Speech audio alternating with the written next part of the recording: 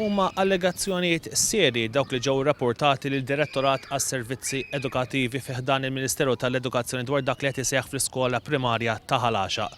Mixlen Xiberas, id-Direttur Ġenerali tad-Direttorat tas-Servizzi Edukattivi fil-waqt li jikkonfermat ma' One News li infetħet investigazzjoni fil-konfront tal-kap ta' din l-iskola, Xiberas qalet li f'dan l-istadju mhux se tagħti l-ebda kummenti sabiex ma jkunx hemm preġudizzju fuq il-każ. One News huwa informati li r-rapport dwar din l-investigazzjoni huwa magħluq.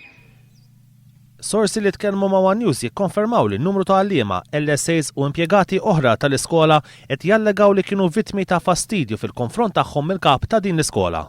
John Bencini, President tal-MUT, konferma li fl-aħħar sentejn ġew ant il-Union mhux biss membri tagħha iżda wkoll ġenituri ta' studenti jilmentaw fuq dak li allegatament qed isir mill-kap tal-iskola primarja ta' Ħalaxa. Bencini ikkonferma li l-allegat fastidju fil-konfront tal-istaff tal-iskola ivarja minn qajjat li jiġu redikolati u anke fastidju sesswali b'mod verbali.